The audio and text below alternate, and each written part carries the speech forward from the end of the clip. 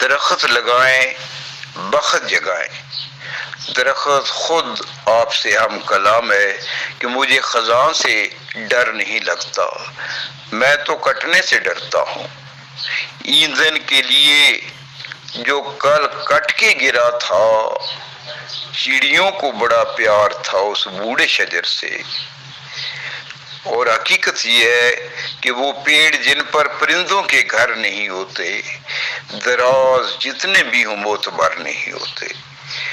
400 لائبریریوں پر بصیرت افروز کارٹون خان معظم جناب مسعود علی خان کے بھاری ہیں، اور آپ کی دورس نگاہ کا اعجاز مسیحائی ہے۔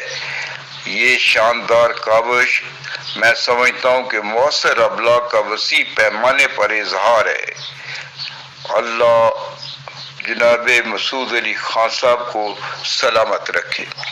موجودہ حکومت نے پاکستان کو سرسبز و شاداب بنانے کے لیے 1 ارب درخت لگانے کا ٹارگٹ مقرر کیا ہے، اور حقیقت یہ ہے کہ اس میں ہمارے ملک کے نامور سماجی سائنسدان جناب مسعود علی خان سابق managing director Pakistan tourism corporation کی شبانہ روز کاوش اللہ کی نوازش ہے، اور اس وقت قدرتی اور فطرتی ماحول کی بازیابی کے لیے مسعود علی خان کی پوری ٹیم کا تھیم بڑا ضخیم ہے، اور وہ کوشاں ہیں۔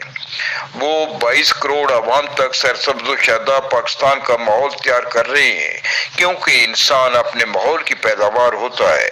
ماحول اگر اچھا ہو اور انسان کی پرورش اور تعلیم و تربیت صحت بخش ماحول میں ہو تو اس کا کردار بھی صالح، بہت مؤثر اور اچھا ہوتا ہے۔ اس کے برعکس اگر انسان کا ماحول خراب ہو تو اس کا کردار بھی آلودہ ہوتا ہے۔ لہذا انسان کے کردار کی اصلاح کے لیے ضروری ہے کہ اس ماحول کی اصلاح کی جائے، اور گرد و پیش میں فضا کو درختوں کی بوتات سے پاکیزگی تخلیق کی جائے۔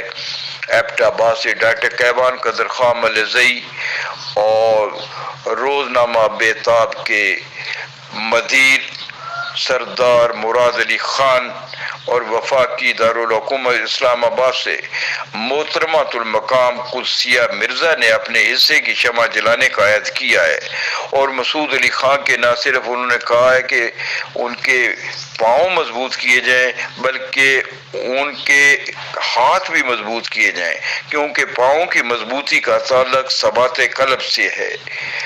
اور اس سلسلے میں انہوں نے مسعود علی خان کے اس مشن کو بہت سراہا ہے۔ فرحان یوسف کیمرہ مین کے ساتھ منشا قاضی، حسب منشا، یوٹیوب، لاہور۔